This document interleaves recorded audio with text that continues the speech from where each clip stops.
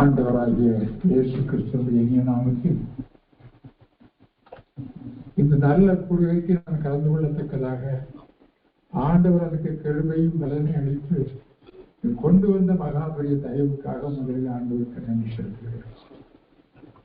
ஒரு ஆண்டை மீண்டுமாக எனக்கு கூட்டி கொடுத்து எக்ஸ்டென்ஷன் ஆஃப் இஸ் கிரேஸ் என்றுதான் நான் அதை சொல்லுவேன். ஒவ்வொரு நாள் காலையிலும் நான் நினைக்கிறது ஒரு நாள் எக்ஸ்டென்ஷன் கிடைச்சிருக்கேன் என்று நினைக்கிறது போல ஒரு ஆண்டை எனக்கு கூட்டி கொடுத்திருக்கிறார். அது எனக்கு மகிழ்ச்சியா இருந்தாலும் சில ஆரோக்கிய குறைவுகள் இருக்கிற பலவீனம் ஏற்படுகிற வேலையில கொஞ்சம் கஷ்டமா இருக்குது. கஷ்டம்னா ரொம்ப நேரம் உட்கார முடியல, எழுதுற நேரம் படிக்கிற நேரம் கொஞ்சம் குறைஞ்சிருச்சு, பயணம் செய்யறத கொஞ்சம் குறைஞ்சிருச்சுங்கிறது நினைக்கும் போதுதான் துக்கம். வேற துக்கம் கிடையாது, வேற எந்த துக்கமும் எனக்கு இல்லை. ஆண்டுகளை நாம் மையப்படுவதாக என்னை இம்மட்டவாய் நீங்கள் கனப்படுத்தியதற்கு எனக்கு பெரிய சந்தோஷம். இப்படிப்பட்ட ஒரு பெரிய கனத்தை நீங்கள் செய்வீர்கள் நான் எதிர்பார்க்கல. ஆனால் எனக்கு நீங்கள் அன்பு கூர்ந்து இப்படிப்பட்ட நல்ல காரியத்தை எனக்கு செய்தபடியால் நான் நன்றி செலுத்துகிறேன். முதலாவதாக அந்த செய்திக்கு போவதற்கு முன்பாக உங்களுடைய ஜெப குறிப்புகள் சிலவற்றையும் நான் சுட்டிக்காட்டி சில காரியங்களை பகிர்ந்து கொள்ள நான் ஏவப்படுகிறேன். உங்களுடைய ஜெப குறிப்புகள் அனைத்தும் உண்மையிலே ரொம்ப விசேஷமான ஜெப குறிப்புகள். முதலாவது ஜெப குறிப்பு நம்முடைய ப்ரையாரிட்டி, நம்முடைய ஃபோக்கஸ் எங்க இருக்கிறதுங்கிறதான் முதல் ஜெபம். முதலாவது தேவனுடைய ராஜ்யத்தையும் அவருடைய நீதியை தேடுங்கள், அப்பொழுது இவைகளெல்லாம் உங்களுக்கு கூட கொடுக்கப்படும் என்று வேதத்தில் வாசிக்கிறோம். நம்முடைய ப்ரையாரிட்டி அதெல்லாம் முக்கியமான ஒரு காரியம், முதன்மைப்படுத்த வேண்டிய காரியம் எது என்பதுதான். இப்போ அப்பொழுது எனக்கு ஆண்டவர் நினைப்பூட்டிய அந்த காரியம் 2 சாமுவேல் 24ஆம் அதிகாரத்தில் ஒரு சம்பவத்தை வாசிக்கிறோம். ஆண்டவர் கண்டிப்பதற்கு சித்தம் வந்தார், கண்டித்தார். 3 சாய்ஸ், கண்டனையை 3 சாய்ஸ் கொடுத்துடுறார். எக்ஸாமினேஷன்ல தான் சாய்ஸ் வரும் மாதிரி ஆண்டவர் நம்ம ஒரு சாய்ஸ் வச்சிருக்கிறார். கொஞ்சம் எளிதா கொண்டு நினைச்சாரோ நமக்கு தெரியல, ஒரு சாய்ஸ் வச்சிருக்கிறார். 7 வருஷம் பஞ்சம், அதை எடுத்துக்கியா 3 மாதங்கள் சத்துருக்கு பயந்து ஓடணுமா, அவன் விரட்ட நீ ஓடணுமா, அப்படிப்பட்ட ஒரு நிந்தையும் கஷ்டத்தையும் அழிவையும் சந்திக்கணுமா, இல்ல 3 நாட்கள் வாதையா, நீயே சூஸ் பண்ணிக்க அப்படின்னு சொல்றாரு. எது சூஸ் பண்றது கஷ்டமான காரியம், எது சூஸ் பண்றதுங்கிறது ஒரு கடினமான காரியம். ஆனால் அவன் சூஸ் பண்ணது பஞ்சத்தை எடுத்துக்கொண்டா 7 வருஷம் மக்களுடைய அழிவு, இன்னொருத்தரை நாடி தேடணும், எங்க நாட்டுல பஞ்சம் பற்றி உதவி செய்யணும்னு சொல்லி இன்னொருத்தரை போய் நம்ம கெஞ்சணும். அப்படி ஒரு சூழலை சத்துருக்கள் கையில் விடணும்னா அது ஒரு பெரிய நிந்தை. அவன் விரட்டலான்னு சொன்னா எவ்வளவு பெரிய கஷ்டம் இல்லையா? அப்படிப்பட்ட சூழ்நிலையும் அவன் தெரிந்து கொண்டது வாதையை எடுத்துக்கொண்டான். வாதைன்னு சொன்னா ஆண்டவருக்கும் நமக்கும் உள்ள காரியம் தான் இல்லையா? இந்த வசனத்தை தேசிய படிங்களா, உங்களுடைய கருத்திலே நான் விழுவேனாக. 24ஆம் அதிகாரத்துடைய பகுதியில நான் யாரு கருத்தில் விழ, உன்னுடைய கருத்துல நான் விழுகிறேன். நான் மகா உன்னுடைய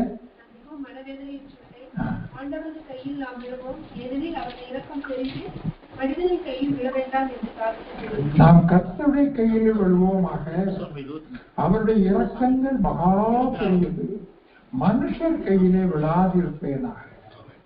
மனுஷர் கையிலே விழாதிருப்பதாக. நம்முடைய கஷ்டங்கள், நெருக்கங்கள், அவமானங்கள், நிந்தைகள் வருகிற போது ஆண்டவரே நான் உம்முடைய கரத்தில், மனுஷ கரத்தில் நான் விடக்கூடாது, உம்முடைய கரத்திலே விழுவதே மகாக்கங்கள். இதை பிடித்துக் கொண்டு அவருடைய கரத்தில் விழுந்து விடுவோமானால் ஆண்டவர் நடத்துகிறார். வாதையை கொடுத்தாலும் கூட இடையில நிப்பாட்டிக்கிறார். இது இதோட நினைச்சிட்டேன். அந்த வசனத்தை படிங்க, பின்னாடி உள்ள வசனம் எருசலேமை அழிக்க தன் கையை அதன் மேல் நீட்டின போது கர்த்தர் அந்த தீங்குக்கு மனஸ்தாபப்பட்டு ஜனங்களை சங்கரிக்கிற தூதனை நோக்கி போதும் போதும் இதோட போதும் இதோட நிறுத்திக்க சொல்லி அதுல ஒரு கன்செஷனை கொடுத்துறாங்க இல்லையா? மகாபெரிய இரக்கத்தை அங்க வெளிப்படுத்துகிறார். மகாபெரிய இரக்கம்னு சொல்லி அவரோட கரத்துல விழுந்ததுனால ஒரு கன்செஷன் இடையே ஸ்டாப் பண்ணி போகுது. இதோட ஆண்டவர் நமக்கு அப்படி செய்வார். அதனால நம்முடைய ப்ரையாரிட்டி, நம்முடைய போக்கஸ் அவர் மேல இருக்குமானால ஆண்டவர் சகலத்தை மாற்றுகிற வல்லவர்.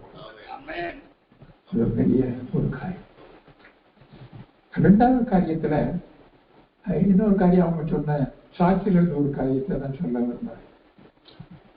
பென்னிகின் ஆரம்ப நாட்கள்ல திக்குவாயம். அவங்க வீட்டுல 7 சகோதரர்கள் நினைக்கிறேன். இவன் தான் திக்குவாயன். யாராவது கெஸ்ட் வந்தா கிச்சன்ல போய் உட்காந்துக்குவான், இல்லைன்னா பெட்ரூம்ல கட்டில் கடியில் போய் படுத்துவான்.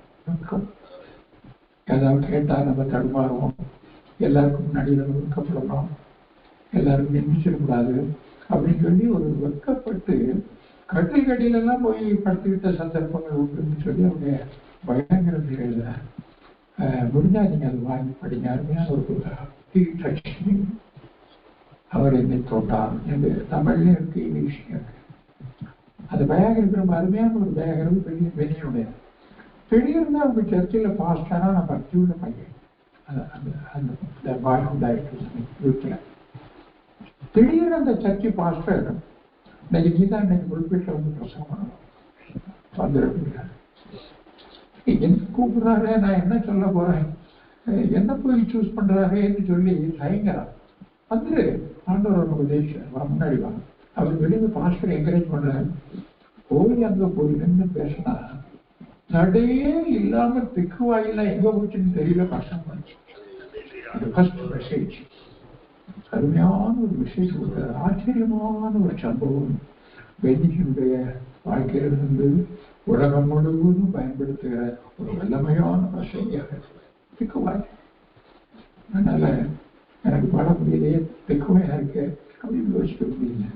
அவருடைய கரத்தில் விடுவோமானால் இறக்கம் சந்திக்கும் மாற்றம் இல்லையா? அது ஒரு பெரிய காரியம். அது வார்த்தையை குறித்து அவங்க சொன்ன காரியம், முக்கியமான காரியம். யோபு 29ஆம் அதிகாரத்துடைய 1ஆம் வசனத்துல நம்ம இப்படியாக வாசிக்கிறோம். எல்லாரும் வாசிக்கிறேன்.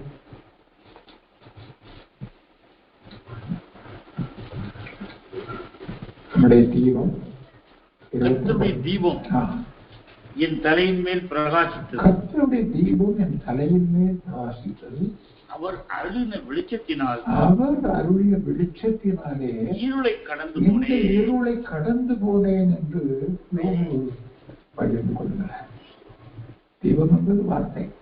அதோடைய வார்த்தை தலையில் இருக்கிறது, சிந்தையில் இருக்கிறது. அதை தியானிக்கிறது.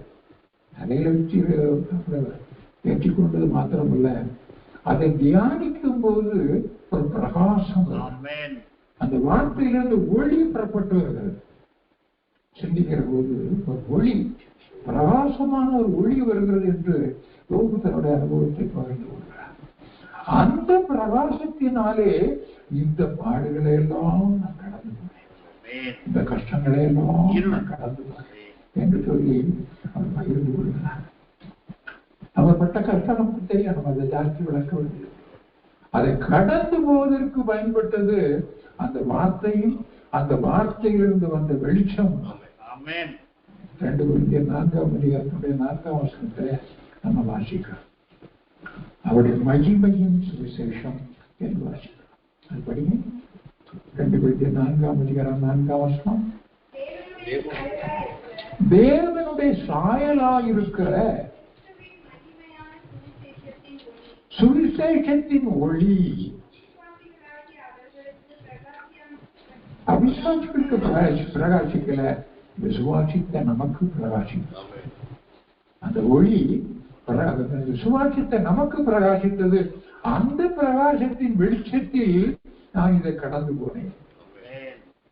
கடந்து போயிட்டான் இல்லையா? ஆச்சரியமான ஒரு காரியமாகவே அந்த வார்த்தையை நம்மை சந்திக்கிற போது, அந்த வார்த்தையை நாம் தியானிக்கிற போது வருகிற வெளிச்சத்தினாலே வியாதியானாலும் சரி அல்லது பிரச்சனையானாலும் சரி மாற்றங்களை கொண்டு வர வியாதி, அந்த யோகனுடைய வியாதி கடந்து போவது அதை அறிக்கை சந்தித்துள்ளார் இல்லையா? அப்படிப்பட்ட நல்ல அனுபவத்தை நமக்கும் ஆண்டவர் தந்து நடத்துகிறார். அதைத்தான் நம்முடைய சிவ வேளையிலே சந்தித்தது. இன்னொரு காரியத்தை நான் பகிர்ந்து கொள்ள ஆசைப்படுகிறேன். அந்த நேரத்தில் இருந்தபடியா தேசத்தை விட்டு நம்ம துக்கப்படுறோம், கோபப்படுறோம், எரிச்சல் வருது, நடக்கிற காரியங்கள் எல்லாம் பார்க்கும்போது இப்படி அக்கம் பண்றாங்களே, ஒரு துணிகரமா செய்யறாங்களே, நமக்கு விரோதமா எழுப்புறாங்களே, பாஸ்டர்கள் அடிக்கிறாங்களே, அநியாயமா சிறையில் தருகிறார்களே, அடித்து கொல்லப்படுகிறார்களே, டார்ச்சர் பண்றாங்களே,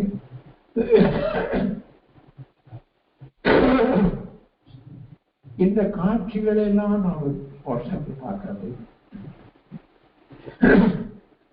அந்த செய்தித்தாள்ல பார்க்கிற போது கோபம் இல்லை, எரிச்சல் வருது.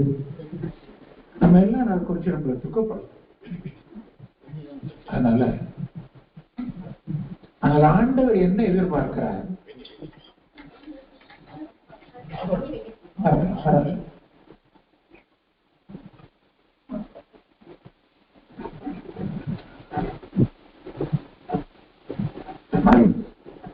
ஆண்டவர் நம்மிடத்துல என்ன எதிர்பார்க்கிறார் வித்தியாசமான கோணத்துல பார்க்க முடியாது.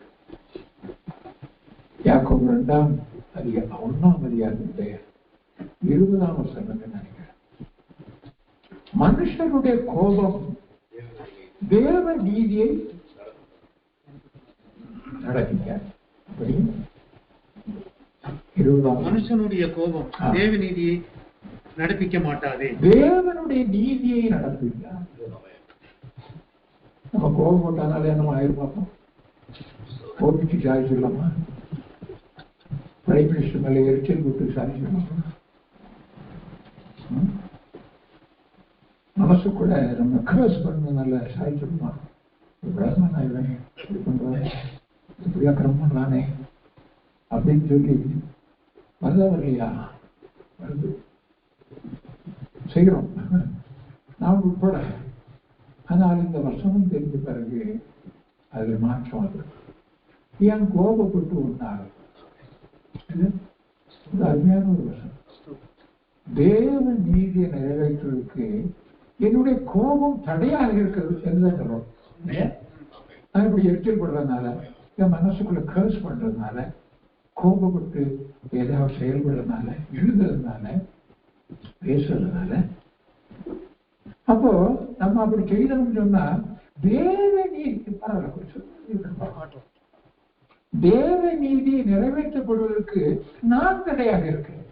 நாம் தடையாக இருக்கிறோம்.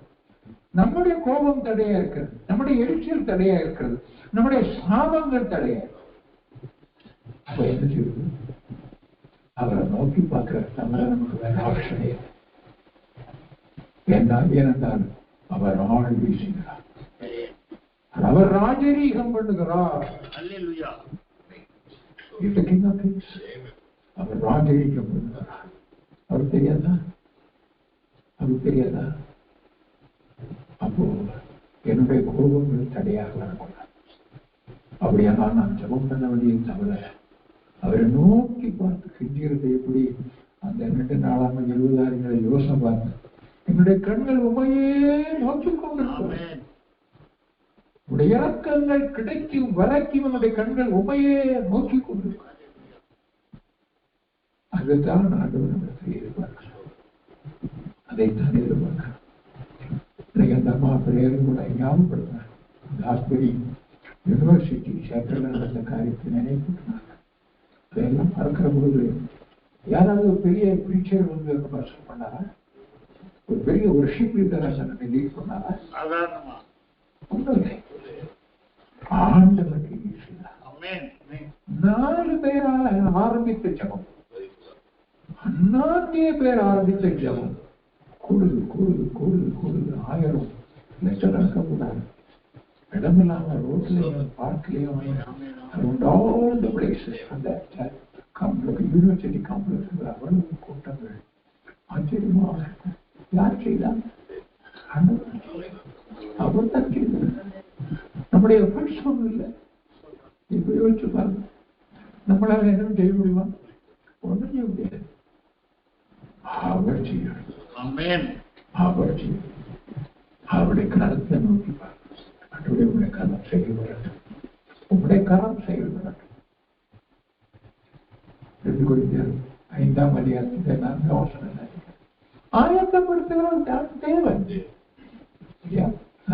படிக்காத 2 Corinthians 4ஆம் அதிகாரம் 4ஆம் வசனம் நினைக்கிறேன். நாங்களே பிரசங்கிக்காமல் ஆயத்தப்படுத்துகிறவர் ஆண்டவர். ஆயத்தப்படுத்துகிறவர் தேவன்.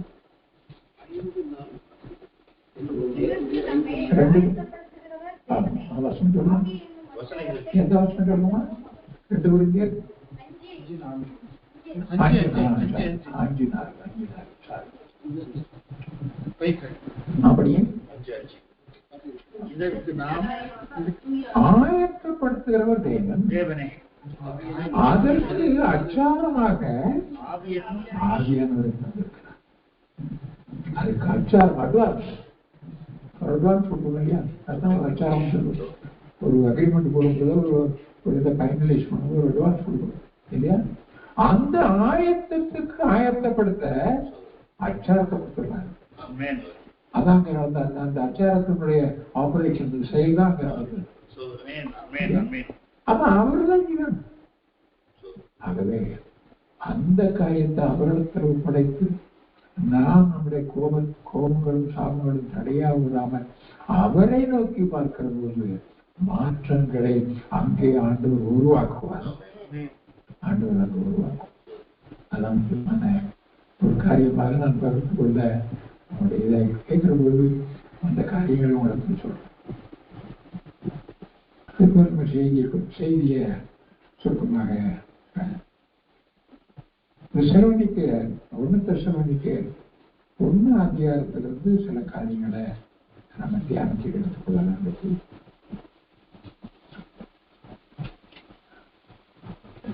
இந்த முதல் அதிகாரத்துல அப்போ சொன்னாங்க பவுல் தெசலோனிக்க சபைக்கு எழுதுகிற கடிதம். அதனால இந்த ஆத்தர் பவுலை குறித்தும் தெசலோனிக்க பட்டணத்தாரை குறித்தும் ஒரு சின்ன 2 வார்த்தைகள் தெரிந்து கொண்டால் நமக்கு அது மற்ற தொடர்பு தியானத்துக்கு அது பயனுள்ளதா இருக்கும். பவுல் கிறிஸ்தவருக்கு விரோதமாக செயல்பட்டார். இன்னைக்குள்ள டைம்ஸ்ல சொன்னா டெரரிஸ்ட், கிறிஸ்தவருக்கு விரோதமான ஒரு டெரரிஸ்ட். அந்த டெரரிஸ்ட் விரோதமாயிருந்த டெரரிஸ்டை ஆண்டவர் சந்தித்தார். வேற யாரும் போய் அவனுக்கு ஏன் இப்படி பண்ற ஏன் மாதிரி யாரும் போய் அவனை பெருசுபடுத்தாங்க. ஆண்டவரே அவனை சந்தித்தார்.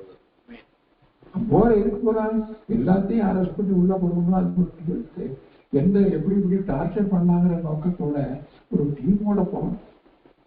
தமஸ்கு பட்டணத்துக்கு போற வழியில் நடந்தது ஆண்டவர் அவனை சந்திக்கிறார்.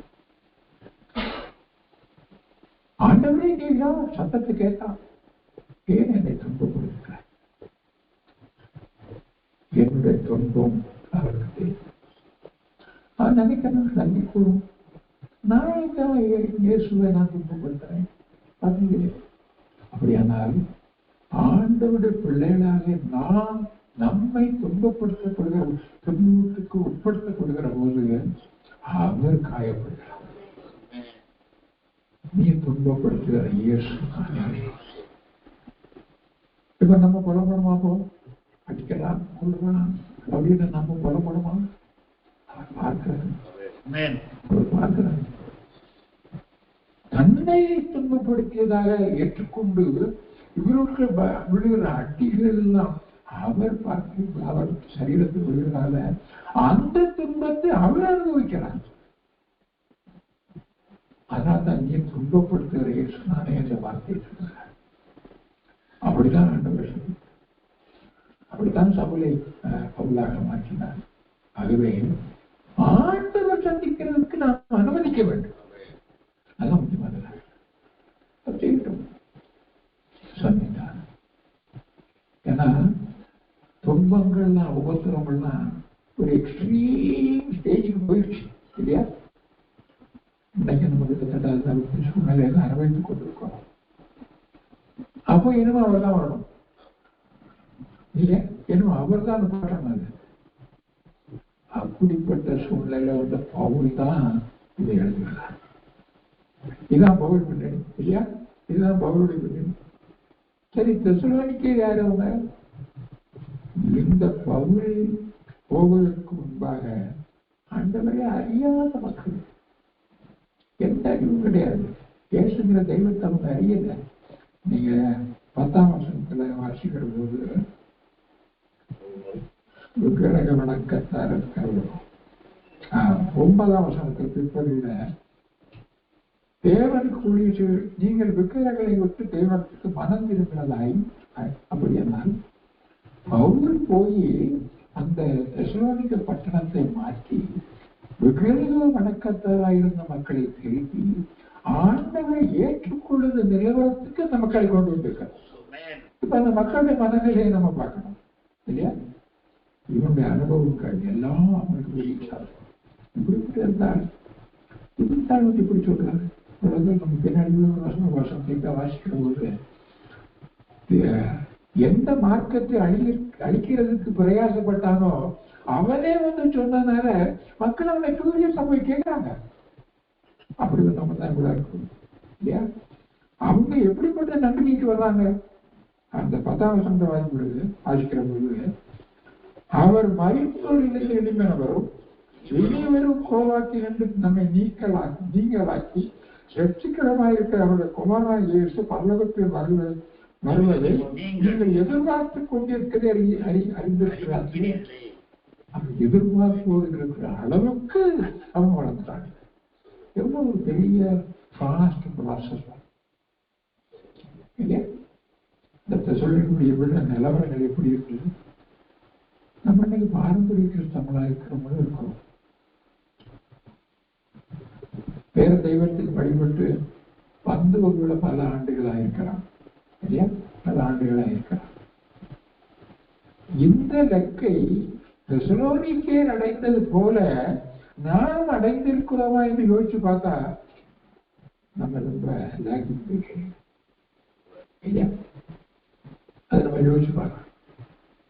விளம்பு பின்னாடி அவருக்கு எதிர்பார்க்கிற கட்டத்தில் இருக்காங்களே, எப்போ வருவார்? ஆயுதமா இருக்கிறேன், ஆண்டு எப்போ வருவார்? அந்த எதிர்பார்க்கிற இடத்துல வந்துட்டாங்க. 3ஆம் அதிகாரத்துடைய 20ஆம் வசனத்தில் வாசிக்கிற போது படிங்க, குடியிருப்போம் பரலோகத்தில் இருக்கிறது. அங்கிருந்து இயேசு கிறிஸ்து வர எதிர்பார்த்து கொண்டிருக்கிறோம். எதிர்பார்த்தா காத்திருக்கிறது. 20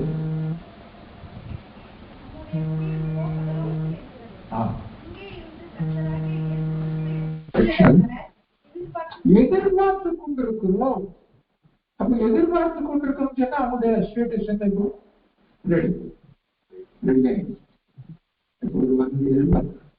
அந்த ஸ்டேஜ தான் ரீச் ஆயிட்டாங்கிறத அந்த 10ஆம் வசனத்துல சொல்லப்படுது. சரி, எப்படிப்பட்ட நிலவரத்தை எட்டுவதற்கு அவங்களை என்ன செய்தார்கள்? என்னோட கருத்தை நான் சொல்றேன். 7ஆம் வசனத்தை படிங்க. இவ்விதமாய் மக்கமானியாவிலும் அகாயமுள்ள விசுவாசிகள் யாவருக்கும் மாதிரி ஆகியர்கள். இப்ப அவங்க மற்றவங்களுக்கு எக்ஸாம்பிள் ஆயிடுச்சு, முன்மாதிரி ஆயிடுச்சு. அவங்க வளர்ச்சியை எவ்வளவு அந்த பக்கத்துல அந்த பட்டணத்தால் இன்னும் அந்த பட்டணத்தாருக்கு விசுவாசிகள் முன்மாதிரியாக மாறினார்கள்.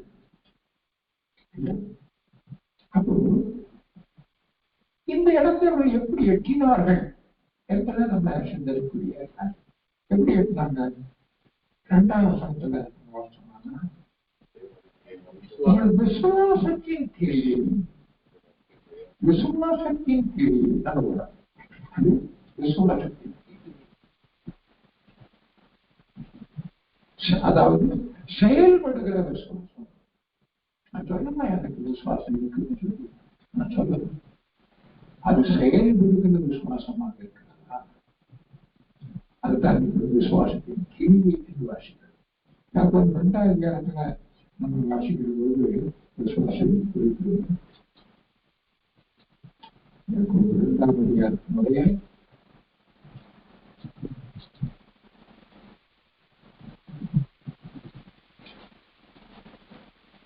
7ஆம் வசனத்துல 11ஆம் வசனத்துல அப்படியே விசுவாசமும் கிரியைகள் இல்லாதிருந்தால் தன்னை தானே சத்தமாயிருக்கும். விசுவாசத்துக்கு நான் சொல்லலாம், அது செயல்படாவிட்டா கிரியைகள் இல்லாமல் இருக்குமானால் தன்னை தானே செத்தது. ஜீரோதானே, செத்ததுன்னா ஜீரோதானே, ஜீரோல இருக்குது. அப்போ கிரியை இல்லைன்னா செத்தது என்று சொல்லுது. பின்னாடி 22ஆம் வருஷத்துல ஆசிக்கிற போது விசுவாசம் ஆதாரம் ஒப்பிட்டு சொல்ற போது விசுவாசம் அந்த கிரியைகளோடு கூட முயற்சி செய்து கிரியைகளினாலே விசுவாசம் கூடப்பட்டது என்று சொல்லணும். அதை ஆதாரம் சேர்த்து சொல்லும்போது விசுவாசம் அவனுடைய கிரியையினாலே கூட முயற்சி செய்து கிரியைகளினாலே விசுவாசம் பூர்ணப்பட்டதற்கு காண்கிறாய். கிரியைகளினாலே விசுவாசம் பூர்ணப்பட்டதற்கு காண்கிறாய். அப்போ அது செயல்படுகிற விசுவாசமாக இப்படி செயல்படாமல் இருக்கிற விசுவாசம் இருக்குமானால் செத்த கிரியை அது ஜீவன். இன்னொரு வருஷத்தை நான் சுற்றி கேட்டது 19ஆம் வருஷத்தில் வாசிக்கிற போது தேவன் ஒருவர் உண்டென்று விசுவாசித்தார். அப்படி செய்கிறது நல்லதுதான். விசுவாசங்களும் விசுவாசம் நடந்திருந்தன. மைனஸ்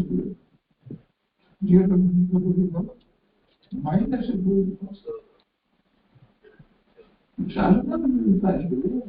ஜீவன் விசுவாசிக்கிறது நானும் விசுவாசம் இருக்குது. அது ஒரு மைனஸ் இல்லை. அதைத்தான் அவர் மேற்கொண்டிருக்கிறார். விசுவாசத்தின் கிரியை இப்படி வச்சுக்கிறது. கடைசி 5ஆம் வருஷத்துல உங்களுடைய விசுவாசத்தை சோதித்து பாருங்கள். நீங்கள் விசுவாசம் உள்ளவர்களாக என்று உங்களை நீங்களே சோதித்து பாருங்கள். இப்ப நான் சொன்ன இந்த வச்சு முதல்ல சொன்னேன் என்னுடைய விசுவாசத்தின் என்பதை நம்ம சொல்றாங்க. நீங்களே சொல்லுங்க, உங்களை நீங்களே சோதித்து பாருங்கள். ஏன் விசுவாசம் விசுவாசத்தை மாத்திரம் சொல்லி விசுவாசம் செயல்படுகிற விசுவாசமாக இருக்கிறதா? என்னுடைய விசுவாசம் செயல்படுகிற விசுவாசமாக இருக்கிறதா என்பது உங்களை நீங்களே சோதித்து பாருங்கள் என்று சொன்னபடி பிடித்து பாருங்கள். உங்களுக்கு நேரம் கேட்டுக்கொள்ள தயவு செய்து என்னுடைய விசுவாசம் சாதாரண ஒரு விசுவாசம் சொல்லிக் விசுவாசம் செயல்படுகிறதா? சொன்ன மாதிரி விசுவாசம் சொல்றது கிரியைகள் செத்தது, விசுவாசம் விசுவாசிப்பது என்றெல்லாம் சொல்ற போது இதை நீங்க ரீகலெக்ட் பண்ணி கொஞ்சம் யோசிச்சு பாருங்க. அப்போ என்னுடைய விசுவாசம் எப்படிப்பட்டது? மார்க் 9ஆம் அதிகாரத்துல ஒரு சம்பவத்தை நம்ம வாசிக்கிறோம். மார்க் 9ஆம் அதிகாரத்துல ஒரு சம்பவத்தை வாசிக்கிறோம். ஒரு தகப்பன் தன்னுடைய மகனுடைய சுகத்தை வேண்டி ஆண்டவரிடத்தில் வருகிறார். ஆண்டவரிடத்தில் வந்தால் சுகம் கிடைக்கிறன்னு சொல்லி நம்பிக்கையில தான் வருவான், விசுவாசத்தோட அவன் வருகிறான். ஆனால் சீஷர்களுக்கு சுகப்படுத்த முடியல. அதனால என்ன ஆகுது, இந்த வியாதியை குணப்படுத்த முடியுமோ முடியாதோ, கூடுமோ கூடாதோ என்ன சந்தேகம் இருக்கிறது. அவிசுவாசம் நம்ம அவிசுவாசம் இருக்கு. அந்த வசனத்தை படிங்க. அப்பொழுது ஜனக்கூட்டம் சொல்லுங்க. 9:17. அப்பொழுது ஜனக்கூட்டத்தில் ஒருவன் அவரை நோக்கி, போதகரே, உண்மையான ஒரு ஆவி பிடித்து என் மகனை இடத்திலே கொண்டு வந்தேன். அது அவனை எங்கே பிடித்தாலும் அங்கே அவனை அலைக்கடிக்கிறது. அப்பொழுது அவன் நுரை தள்ளி பல்லை கடித்து சோர்ந்து போகிறான். அதை துரத்தி விடும்படி உடைய சீசரிடத்தில் கேட்டேன், அவர்களால் கூடாமல் போயிற்று என்றான். அவர் பிரயுத்தரமாக, விசுவாசமில்லாத சந்ததியே, எதுவரைக்கும் நான் உங்களோடு இருப்பேன்? எதுவரைக்கும் உங்களிடத்தில் பொறுமையாய் இருப்பேன்? அவனை என்னிடத்தில் கொண்டு வாருங்கள் என்றார். அவனை அவரிடத்தில் கொண்டு வந்தார்கள். அவரை கண்டவுடனே அந்த ஆவி அவனை அலைக்கழித்தது. அவன்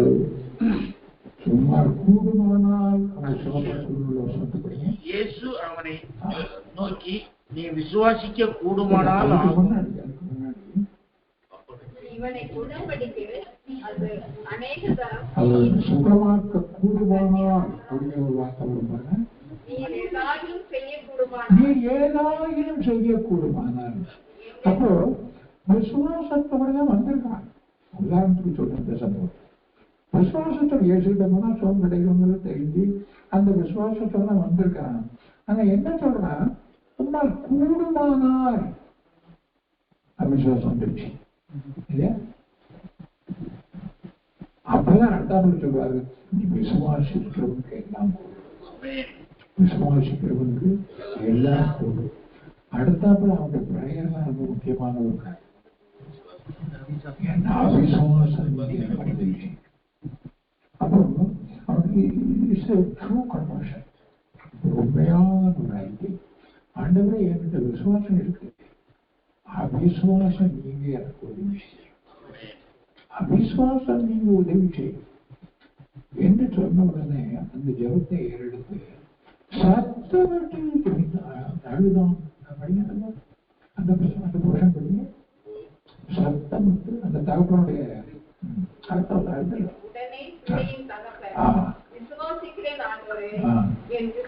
விசுவாசிக்கிறேன் ஆண்டவரே, என்னுடைய அவிசுவாசம் நீங்க உதவி செய்யும் என்று கண்ணீரோட சத்தம்.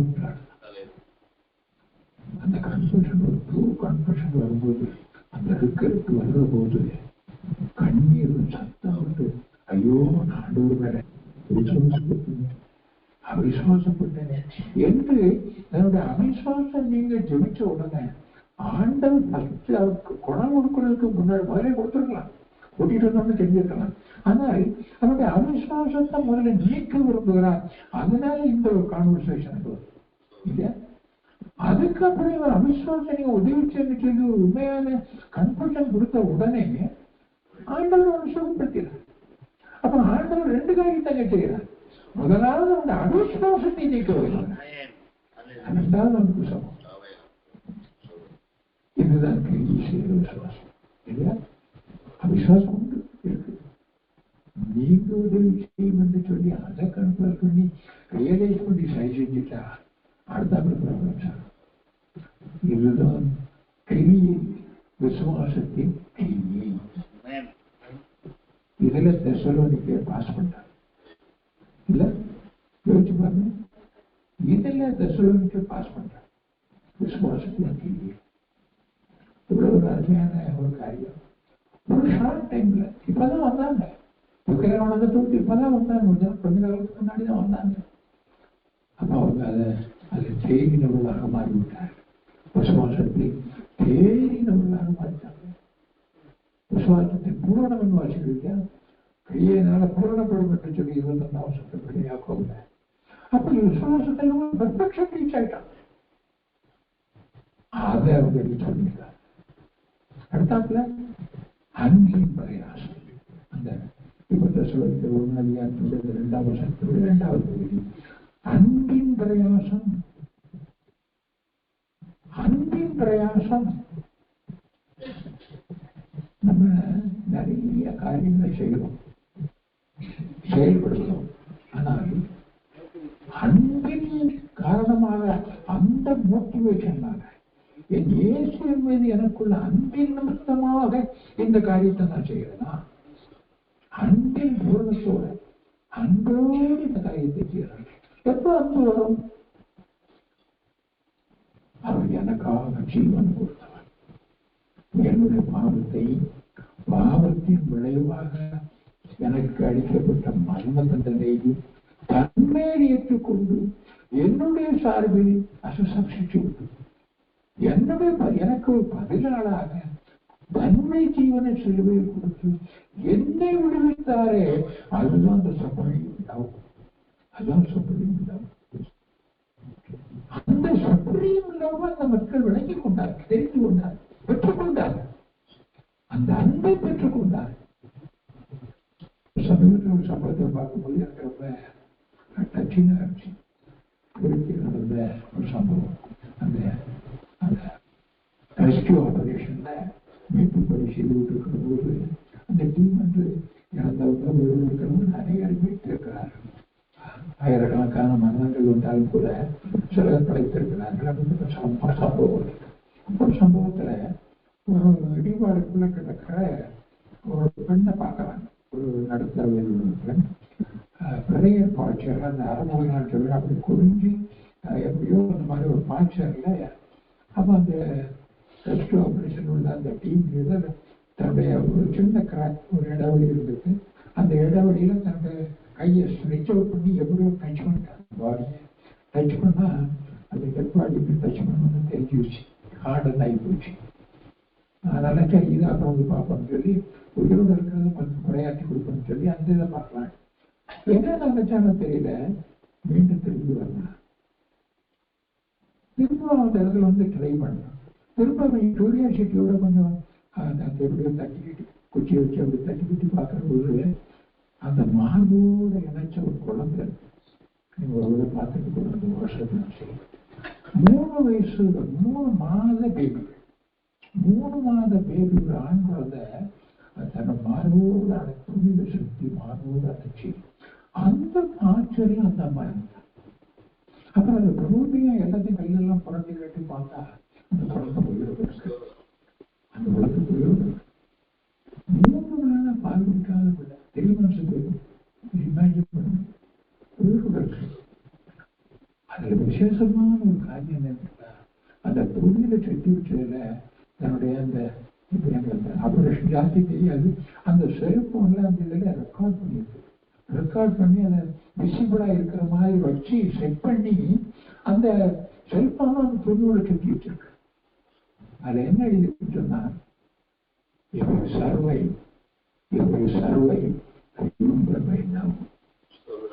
ஏன்னா அருமையான ஒரு வார்த்தை. நீ உயிரோட பிடிச்சா என்னுடைய அன்பை நினைத்துக் கொள்வது. அந்த தவணையினுடைய அன்பு, அந்த தாயினுடைய அன்பு ஜீவனை கொடுத்துருச்சு. நம்ம பிழைக்க மாட்டாங்கிற ஒரு கட்டத்துக்கு வந்துருச்சு. ஆனால் அந்த அவசரமான பண்ணி இப்பயும் சர்வை இதான அன்போட அன்பு. இதுதான் அன்போட விவசாயம் 49ஆம் அதிகாரத்தில் வாசிக்கிறபடி ஒரு தாயுடைய அன்பு. தாய் தந்து பாலகனை பாலகன் பால் குடிக்கிற மறப்பாளோ அவள் மறந்தாள். நான் அதை தாண்டி இல்லையா ஜீவனை கொடுத்தார். எனக்கு அம்மாவுடைய இதை பார்த்தோன்னு எனக்கு ரொம்ப டச்சிங். நான் சில இடங்கள்ல நான் போயிருந்திருக்கிற அந்த காரியம் எப்படி அதை எதிர் தோன்றியது என்னால் விளங்கி கொள்ள முடியாது அந்த நேரத்தில் இல்லையா. Remember my love, remember my love. என்ன லவ்? ஜீவனை கொடுத்தார். அந்த அன்பின் நிமித்தமா, அந்த தியாக இயேசுடைய தியாக அன்பு நிமித்தமாக நம்முடைய மனதில் பதிகிற அந்த அன்பு, அந்த அன்பு நமக்கு இருக்கா? அதை தியானிச்சிருக்கிறோம். எனக்காக வார்த்தைகளை சொன்னாங்க. அதுதான் மோட்டிவேஷன். அந்த விசுவாசத்தை அந்த அன்பை கொண்டு அவருக்கென்று பிரயாசம் எனக்கென்று ஜீவன் கொடுத்திருக்கிறார். அவர் பாடல் பாடுவோம் இல்லையா, உனக்காக நான் நினைத்தேன் எனக்காக நீ என்ன செய்தாய்? எனக்காக நீ என்ன செய்தாய்? இல்லையா? உனக்காக நான் மதித்தேன், எனக்காக நீ என்ன செய்தாய்? ஒரு கேள்வியோடு பாடல் தொடங்கலையே. அது மாதிரி அந்த அன்பு இன்னைக்கு நான் சர்ச்சுக்கு போறோம். சர்ச்சுக்கு போட்டு நல்லா இருக்காது. போயிடுவது போகலன்னா பாஸ்டர் உள்ள பாப்பா நினைச்சிருக்காரு. கேமரா போயிட்டு சர்ச்சுக்கு போனா அவங்களையும் சந்திச்சுக்கலாம், அவங்களையும் சந்திச்சுக்கலாம். நம்ம எப்படி போறோம்? அவங்களையும் பார்த்துக்கலாம், இவங்களையும் பார்த்துக்கலாம். அதனால நீங்க சர்ச்சுக்கு போயிட்டு இருந்தோம். சரி, நீங்க ஊழியத்துக்கு சாயங்காலம் ஞாயிற்றுக்கிழமை சாயங்காலம் அவங்கெல்லாம் வேன்ல அந்த கிராமத்துக்கு போவாங்க. நம்ம போக வேண்டிய நல்லா இருக்காது. சரி, நம்மளும் போய் டைம் எடுப்போம், போயிட்டு இருப்போம். சரி, அங்கே ஒரு பைக்கும் போடுறாங்க, வண்டியெல்லாம் அரேஞ்ச் பண்ணியிருக்காங்க. சரி, நம்மளும் போயிட்டு வந்துடுவோம். பணம் போயிட்டு இப்போ சொன்ன மாதிரி கன்னியாகுமரி ட்ரிப்பில் சரி பணத்தை பார்த்தா கணக்கு பார்த்தா கம்மியாக தான் வருது. சரி, போயிட்டு வந்துடலாம். நம்மளுடைய மோட்டிவேஷன் எங்க இருக்கு? சரியா? நம்முடைய மோட்டிவேஷன் எங்க இருக்கு? அன்பின் மொத்தமாக, அன்பின் பிரயாசம். நம்முடைய காரியங்கள் அன்பை அடிப்படையாக கொண்ட பிரயாசமா இருக்கா, இல்லை யாரையும் மனிதர்களை பிளீஸ் கொண்டிருக்காங்க பிரயாசமா? அப்ப ஆண்டவர் என்ன எதிர்பார்க்கிறார்? அன்பின் பிரயாசத்தை எதிர்பார்க்கிறார். எங்க போனோம்னா சில காரியங்களை அறிஞ்சுக்கலாம், சில காரியங்களை அறிஞ்சு இன்னும் நம்ம ஆண்டவர் கட்டி சேர்றதுக்கான ஒரு வாய்ப்பு அதெல்லாம் வரலாம். நம்மளும் 4 பேரை சாதிக்கலாம். ஆண்டோடைய வார்த்தையை சொல்லலாம். 4 பேரா பிரிச்சுதான் கிடக்கு போது சில விஷயம் கம்யூனிகேட்ட நிறைய இருப்பாங்க, மீனவர்கள் இருப்பாங்க. அவங்களை சந்திச்சு 2 வார்த்தை சொல்லலாம். அப்படி போலாமே. இந்த சந்தர்ப்பத்தை அப்படி பயன்படுத்திக்கலாமே என்று சொன்னா அது அன்பின் பிரயாசம். அது அன்பின் பிரயாசம். இந்த அன்பின் பிரயாசத்தை அவர்கள் பெற்றுக்கொண்டார்கள். இந்த அன்பின் பிரயாசத்தை அந்த மக்கள் பெற்றுக்கொண்டார்கள். என்ன ஒரு ஆச்சரியமான ஒரு காரியம். தியானிக்கிற போது எனக்கே கொஞ்சம் ஆச்சரியமா இருந்துச்சு. இந்த மக்கள் இவ்வளவு ஷார்ட் டைம்ல விக்கிரக வணக்கத்தால இருந்த மக்கள் அதிலிருந்து விடுதலை ஆகி இதை பற்றி கொண்டார்கள். இந்த காலத்தை யோசிச்சு பார்த்தா ஆச்சரியமாக இருக்கு. அப்ப அவர்களுடைய பிரயாசமும் இருக்கு. அப்படிப்பட்ட ஒரு பெரிய அடுத்தது எதிர்பார்ப்பு. அதாவது கிறிஸ்தவர்களுடைய நம்பிக்கையின் நிச்சயம். அப்படியே 3வது பாயிண்ட். நம்பிக்கையின் பொறுமையையும் நம்பிக்கை அதுக்கு முன்ன சேர்த்து கர்த்தருடைய நம்முடைய கர்த்தராகிய இயேசு கிறிஸ்துவின் மேல் உள்ள உங்கள் நம்பிக்கையின் பொறுமையையும் நம்பிக்கையின் பொறுமையை அதுதான் நம்ம 10ஆம் வசனத்துல படிச்சோம். அறிகிற கோபத்தை தப்பித்துக் கொள்வது அன்பின் நிச்சயம், பொறுமையின் நிச்சயம், நம்பிக்கையின் பொறுமை, விசுவாசத்தின் கையே, அன்பின் பிரயாசம், நம்பிக்கையின் அவர் வருவார். நம்முடைய நம்பிக்கை என்ன? அவர் என்னை சேர்த்துக் கொள்ள வரப்போகிறார். அவர் என்னை சேர்த்துக் கொள்ள வரப்போகிறார். அதற்காக முதல்ல படிச்ச மாதிரி அந்த பிலிப்பியர் 3:20 படிச்சோம். எதிர்பார்த்து கொண்டிருந்தார். கர்த்தராகிய இயேசு கிறிஸ்து ரட்சகன் வர காத்திருக்கிறோம். எங்களை வந்து கூட்டிட்டு போவார். யோவான் 14:2 வாசிக்க வேண்டிய உங்களுக்கு ஒரு வாசல் சாத்தியம் கிட்ட போகிறேன். அதை முடித்து வாசத்தை திரும்பாக்க போகிறேன். அப்படி 14:2 யோவான் 14:2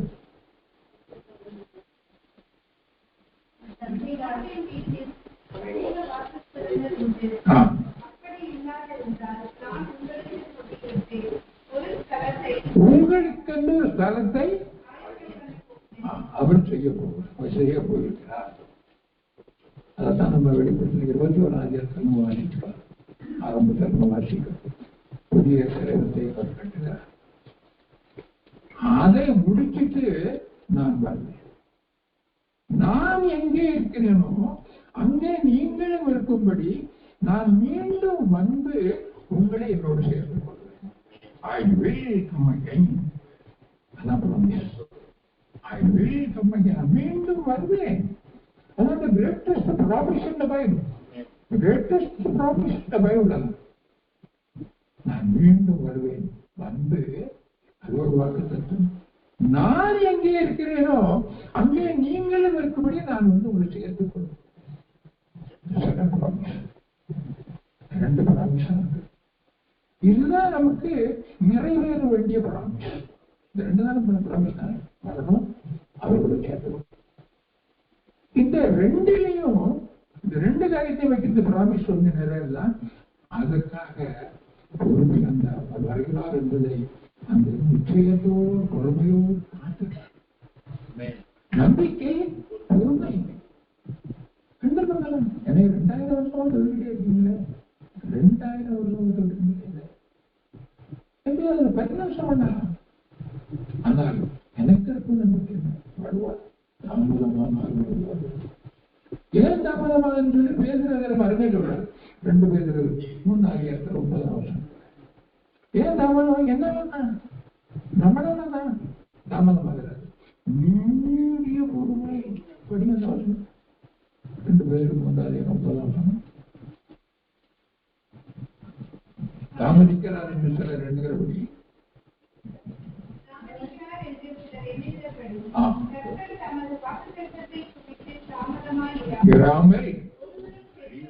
ஒருவரும் கெட்டு போகாமல் எல்லாரும் மனம் இருக்க வேண்டும்.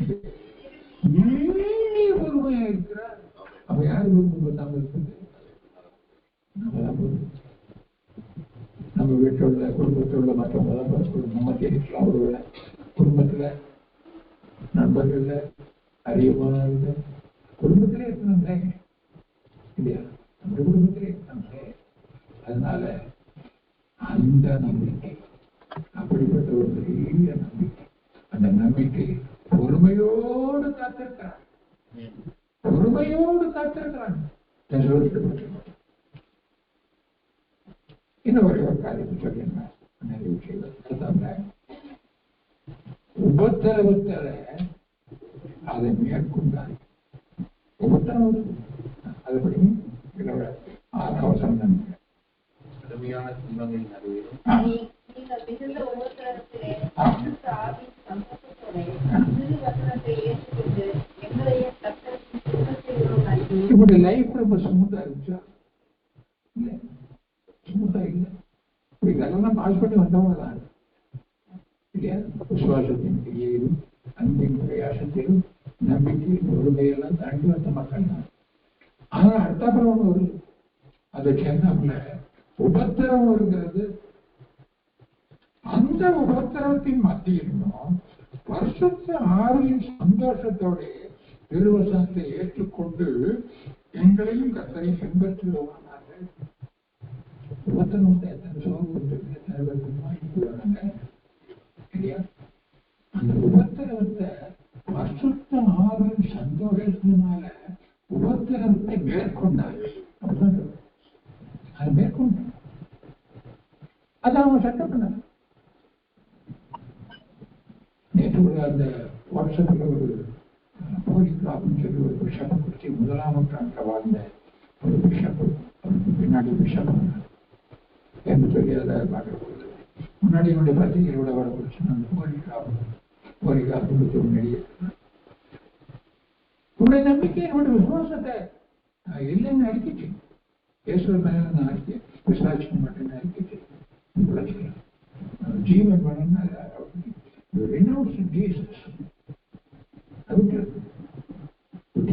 நமக்கு ஜீவன் கிடைக்கலன்னா அவங்க உடம்பு சொல்லி நான் அறிவித்தோடைய தேவ மனிதன் சொன்ன வார்த்தை என் வயசாக உண்டாவது.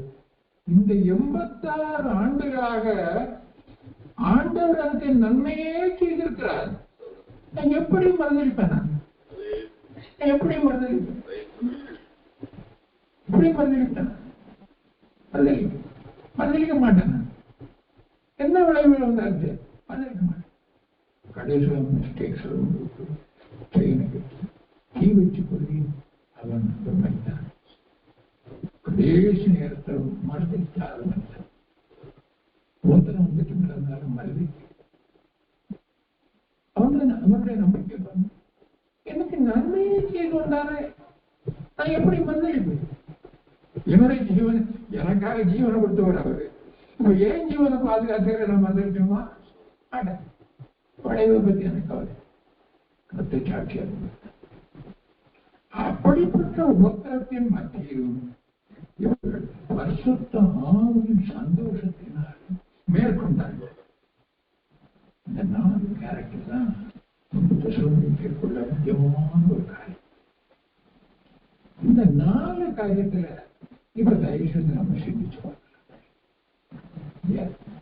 என்னுடைய விசுவாசத்தின் மனசுல நீங்க எழுதி கொள்ளணும். என்னுடைய விசுவாசத்தின் என்னுடைய அன்பின் பிரயாசம், என்னுடைய நம்பிக்கையின் பொறுமை, உபத்திரத்தை நான் மேற்கொள்ள எனக்கு பரிசுத்தாவின் வல்லமை செயல்படுகிறது. பரிசுத்தாவின் சந்தோஷத்தினால் அவர்கள் உபத்திரவத்தை நான் மேற்கொண்டிருக்காங்களே, நானும் மேற்கொள்ளணும். எனக்கு சில கஷ்டங்கள், வியாதி வரணும், மற்றவர்களுக்கு எனக்கு ஒரு பிரச்சனைகளை சந்திக்கிறோம், நிந்தையை சந்திக்கிற போது, வீட்டில் சில குடும்பத்தில் சில பிரச்சனைகளை சந்திக்கிற போது என்னுடைய நிலைமை, இந்த பிரச்சனைகளின் நெருக்கத்தை நான் சந்திக்கிற போது அந்த உபத்திரத்தை நான் எப்படி சந்திக்கிறேன்?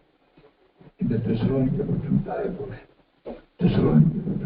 போல இந்த உபத்திரத்தை நான் பரிசுத்தாவின் சந்தோஷத்தினால் மேற்கொள்ள கற்றுக்கொண்டேனா? எந்த ஒரு அதை நடைமுறைப்படுத்துகிற இடத்துக்கு நம்ம வந்துட்டோம்னு சொன்னா கட்டாயம் தெசலோனிக்க பட்டணத்தார் விசுவாசத்திற்கு முன்மாதிரியாக இருந்தார்கள் என்பது போல நாமும் அந்த இடத்தை எட்ட முடியும். ஆனால் அந்த பட்டணம் தான் இந்த 4 இப்ப நாம் தியானித்த இந்த 4 காரியத்தையும் அவள் தெரிந்தவர்களாக மாறியது போல நாமும் தெரிந்தவர்களாக மாறுகிற போது மற்றவர்களுக்கு முன்மாதிரியாக நாம் நடமாடுகிற நிருபமாக மாறுவோம். மற்றவர்கள் வாசித்தென்கிற நிருபமாக நாம் மாறுவோம். அப்படிப்பட்ட சாக்கியத்தை ஆண்டவன் செய்து நான் சொல்ல விரும்புகிறது. அடுத்தமாக சொல்ல விரும்புகிற காரியம் இதை ஒரு செய்தியை கூட எடுத்துக்கொள்ளாம நீங்கள் தான் ஆண்டவரே இந்த தெசலோனிக்க பட்டணத்தார் பெற்றுக்கொண்டேன் இந்த 4 அனுபவங்களை நான் பெற்றுக்கொள்ள வேண்டும். நான் இதை பெற்றுக்கொள்ள வேண்டும், நான் இதை பெற்றுக்கொள்ள வேண்டும் என்ற வைராக்கியத்தோடு ஆண்டோடைய சமூகத்தை நாம் மன்றாடுவோம். ஆனால் ஆண்டவன் நமக்கு தருவார். அதுதான் நாம் நடைமுறைப்படுத்துகிற வழியாக. ஆகவே அந்த வழியை தெரிந்து கொண்டு நானும் ஆண்டவரை விசுவாசத்தை என்னுடைய விசுவாசம் செயல்படுகிற விசுவாசமாக, என்னுடைய அன்பின் பிரயாசம் உண்மையில் உள்ள அன்பின் காரணமாக இருக்க வேண்டும். என்னுடைய நம்பிக்கை உங்களுடைய வருகை நம்பிக்கையில் எனக்கு நிச்சயம் உறுதி எனக்கு தரணும். உபத்திரவத்தை நான் பரிசுத்தவனுடைய சந்தோஷத்தினால் நான் தாண்டணும், மேற்கொள்ளணும். எந்த ஒரு உணர்வோடு நாம் செயல்பட ஆரம்பிக்கிற போது ஆண்டவர் பெரிய காரியங்களை கட்டாயம் நம்முடைய வாழ்க்கையை செய்வார். அப்படிப்பட்ட பெரிய சாக்கியத்தை ஆண்டவர் நம்ம அனைவருக்கும் தந்து வழி நடத்துவாராக. கர்த்தருடைய பரிசுத்த நாமம் மகிமைப்படுவதாக.